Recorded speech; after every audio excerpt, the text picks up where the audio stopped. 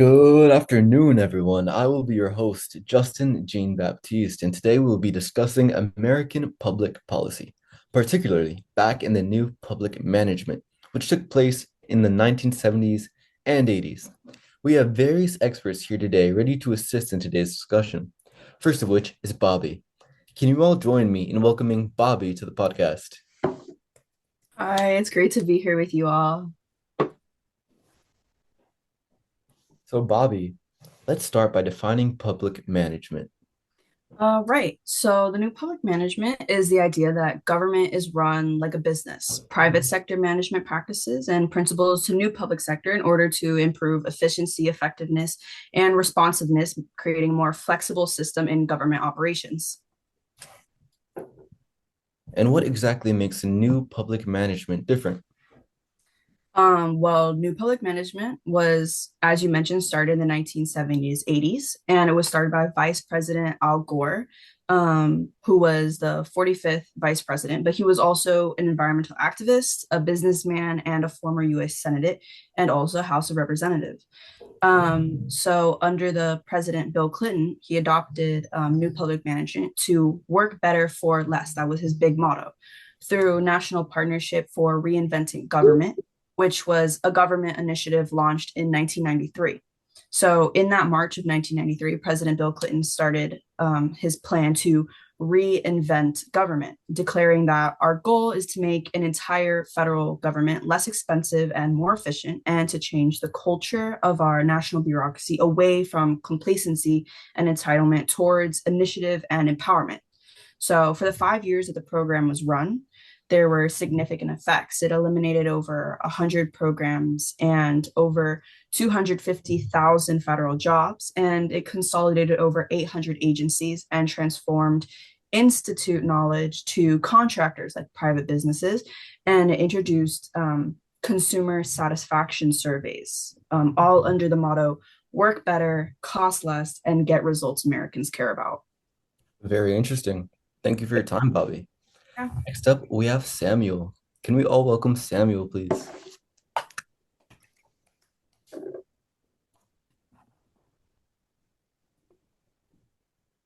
Your mic is off. Happy to be here. So, as an expert on the position points of the new public administration, can you take us through them and explain them, please?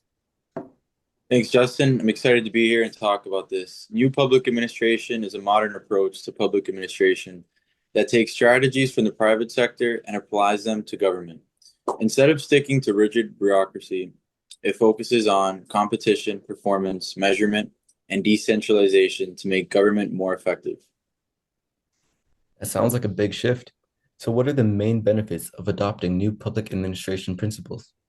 So there are three major benefits: effectiveness, saving, performance-based accountability, and decentralization with flexibility. All right, let's break those down. First up, efficiency and cost saving. How does new public administration achieve that? Well, one of the biggest problems with traditional bureaucracy is how slow, expensive, and often wasteful it is. New public administration improves efficiency by outsourcing non-essential services to private companies, where competition drives down costs and improves quality. Can you give us a real world example, please? Yeah, absolutely. A great example of this is waste management. Many cities have privatized garbage collection, allowing private companies to bid for contracts. Because these companies compete, they provide better services at lower costs, making sure taxpayer money is spent wisely instead of being wasted on excessive bureaucracy. That makes sense. Competition often pushes businesses to be more efficient. Now let's talk about the second benefit, performance-based accountability. Yeah, right. So, under traditional public administration, government agencies don't always have clear success metrics. With new public administration, we introduce key performance indicators, or otherwise KPIs, to measure how effective the programs are. This ensures that agencies are held accountable for their results. So instead of just funding government programs without oversight, new public administration focuses on actual results. Yeah, exactly. Let's take healthcare, for example. Instead of just giving hospitals money, A new public management approach would track patient recovery rates, wait times, and cost effectiveness. This ensures that hospitals are focusing on delivering real results rather than operating with no performance expectations.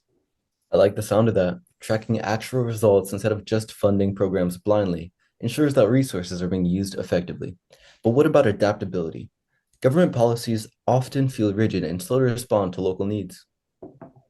Yeah, exactly. So that brings us to the final benefit, decentralization and flexibility.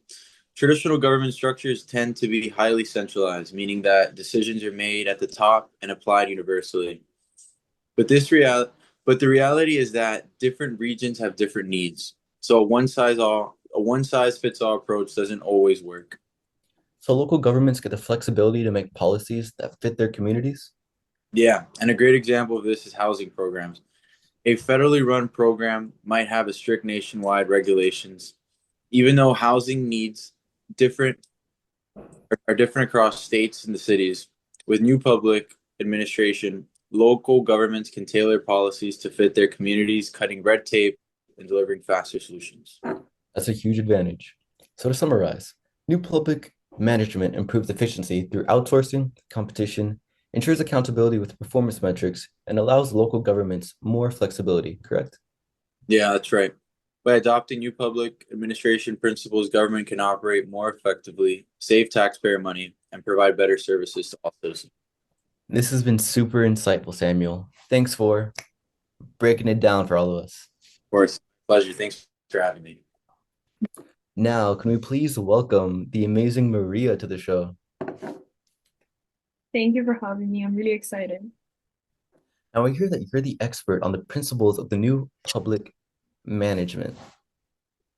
Yes, so I'm really excited to talk about this because the new public management era introduced a major shift in the way government operates. Instead of relying on traditional bureaucracy systems, the new public management pushed for efficiency, competition, and customer satisfaction, things we usually associate with the private sector.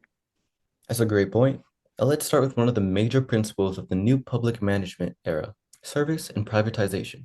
Can you explain that? Absolutely. So the idea is that government agencies should treat the public like customers, meaning that they need to focus on providing better, faster, and more efficient services. One way to do this is by introducing competition between organizations. Instead of having the government run everything, some services like public transportation, waste management, and even healthcare programs can be outsourced to private companies or nonprofit that might be able to do the job more efficiently. The idea is that when multiple organizations compete for contracts, the quality service improves and cost goes down. That makes sense. So instead of a slow-moving government agency handling everything, there's an opportunity for private companies to step in and make things more efficient. But I imagine that may also come with its challenges, correct? Definitely. So while privatization can increase efficiency and save money, there's always the concern of accountability. Private companies focus on profits, so if they're not properly regulated, they might cut corners or prioritize money over public service. That's why there has to be a balance. Government still needs to set standards and oversee private contractors to make sure they're delivering quality services. Another great point. Now, another example of new public management is redundancy, or rather, the elimination of it. How does that work? Right. So redundancy in government means having too many overlapping programs or agencies doing the same thing. This leads to waste of resources, slow decision making, and unnecessary bureaucracy. New public management focuses on cutting out those inefficiencies to make government more streamlined. For example, instead of having multiple departments handling similar tasks, they might be merged into one. The goal is to simplify processes, reduce waste, and ensure that taxpayers' dollars are being used efficiently. Oh, wow. That makes a lot of sense. Now, another big idea in new public management is empowerment. What does that look like in practice? So traditionally, government structures are very top-down, meaning decision making is slow and employees have to follow strict bureaucratic rules. New public management flips that the idea by empowering government workers, especially frontline employees, to make decisions without waiting for higher approval. This is especially important in fields like education, healthcare, and social services, where workers know their communities better than distant policymakers. When employees have more autonomy, they can be more innovative, solve problems faster, and provide better services. It's really interesting. So instead of being stuck in a rigid process, employees can be more flexible and responsive to the needs of the public. Exactly. And when employees feel more empowered and trusted, they tend to be more motivated and productive, which benefits both the workers and the people they serve. That's a really strong case for making government agencies more flexible. Now let's talk about spending, or in this case, cutting unnecessary spending. How does that fit into new public management? So this is a huge part of new public management. Traditional government process, like I previously mentioned, involves a lot of red tape, long approval processes, unnecessary paperwork, and regulations that slow things down and waste a lot of money. New public management aims to cut through the red tape and focus on cost-effective governance. One big method is performance-based budgeting. Instead of funding programs just because they've existed for years, funding is based on results and effectiveness. If a program isn't delivering results, it gets restructured, improved, or cut. That's a pretty big shift. And I imagine in today's era, technology plays a big role in reducing costs as well.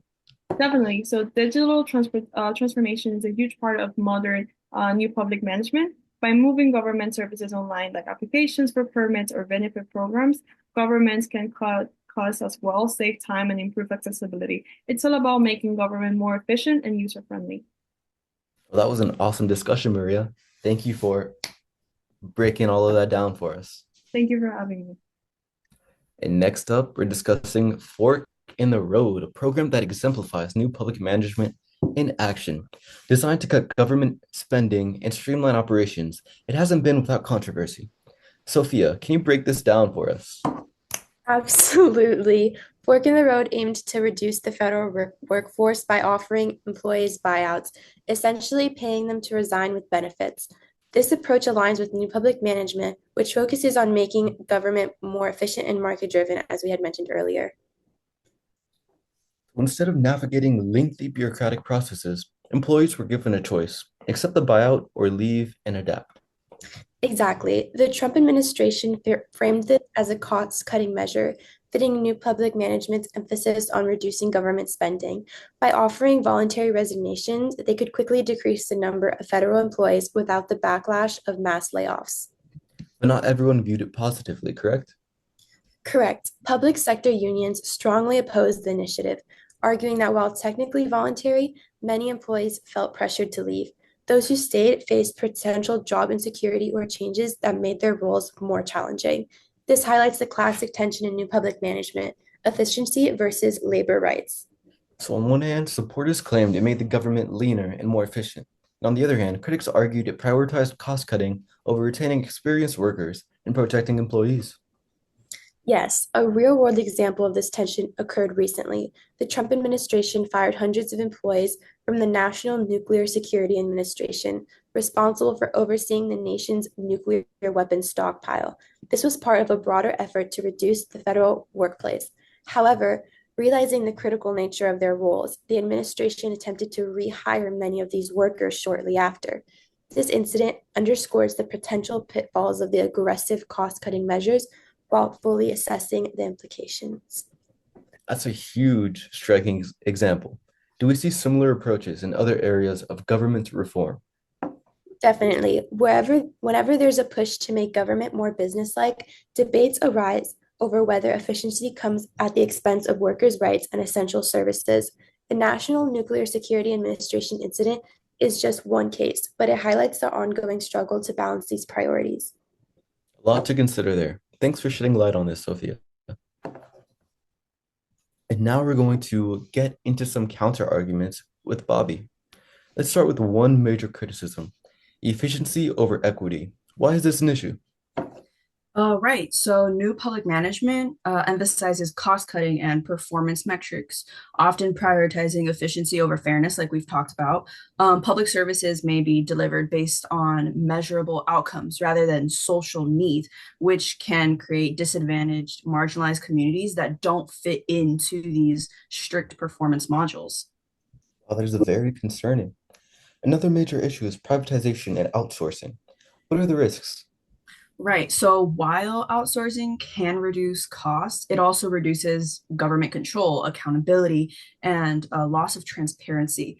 Private companies operate for a profit, which can sometimes lead to lower service quality and a decline in public trust. An example of this is actually in the 1980s and 1990s, the US began to outsource prison management to private companies, driven by the belief that privatization would reduce costs and improve efficiencies.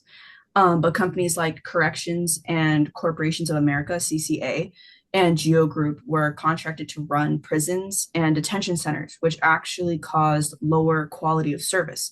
So the private companies, driven by profit motives, cut corners to save money, leading to issues like overcrowding, inadequate health care, poor living conditions for prisoners, and substandard rehabilitation programs, which is never good.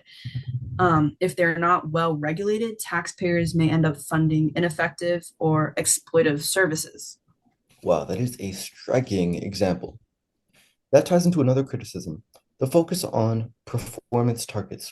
How does that impact public services? Right. Well, public officials may prioritize hitting numerical targets rather than addressing real community needs. This focus on outputs instead of processes can obscure inefficiencies and prevent meaningful reforms.